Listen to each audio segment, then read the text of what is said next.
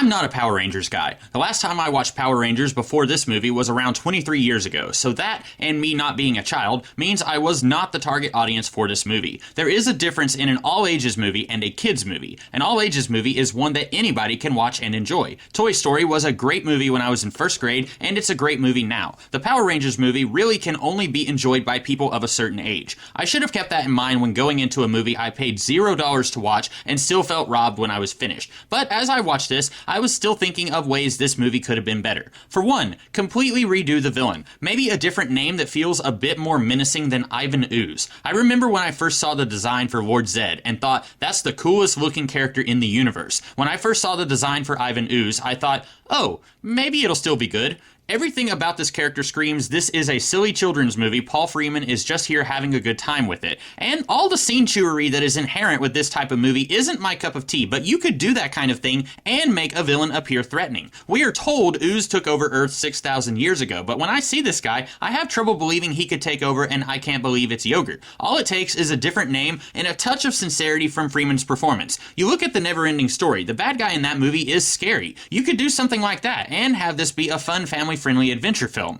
It is nice to feel like this movie has stakes, even though I'm assuming nobody really thought Zordon would die in this movie. But him being at death's door and thus the Power Rangers don't have any powers, that's a nice obstacle. Granted, since season 3 of the TV series provides a different explanation for how the Rangers got their ninja powers, I can't help but feel the only reason this whole subplot is here is to pad out the movie. Don't do their ninja powers here. Just let this be a bigger budgeted normal Power Rangers adventure. No special gimmicks like these awful costumes, and then save their ninja power origin for the TV series. The idea that the kids of Angel Grove lose their parents to Ooze is also pretty good, but the problem is Ooze doesn't take any prisoners until over halfway into the movie. Since we're not sending the Rangers off to another world, here's what we can do. Ooze attacks Zordon just like he does in the movie, but this does not affect the Rangers or their abilities. Ooze mind controls the adults of Angel Grove to become his slaves, just like in the movie. Instead of digging up a giant robot, he has another scheme in mind. What if this Red Sonja lady the Rangers meet, she was an original Ranger, just like Zordon, and she helped imprison Ooze. With Zordon at death's door, Ooze wants revenge against her next, so he teleports his new slaves to her world to besiege her castle. It's something to get the adults off Earth, where the Rangers have to maintain the peace, and it's really hard to do that in a town of this size when there's only 6 people keeping order. There's a great comic that came out a few years after this movie called JLA World Without Grown-Ups, where everyone over the age of 18 is teleported to an identical Earth, and kids like Robin, Impulse, and Superboy try to keep order on a world where kids are trying to drive cars and wreak havoc without adult supervision. That would be kind of cool to see, and sooner than halfway into the movie. That's about it. Somehow the Rangers can find a way to reseal Ooze the same way the original Rangers did 6,000 years ago, and the day is saved thanks to the Powerpuff Girls. Don't get me wrong, I still would not be part of this movie's demographic, but at least these changes would probably upgrade it just a tiny bit.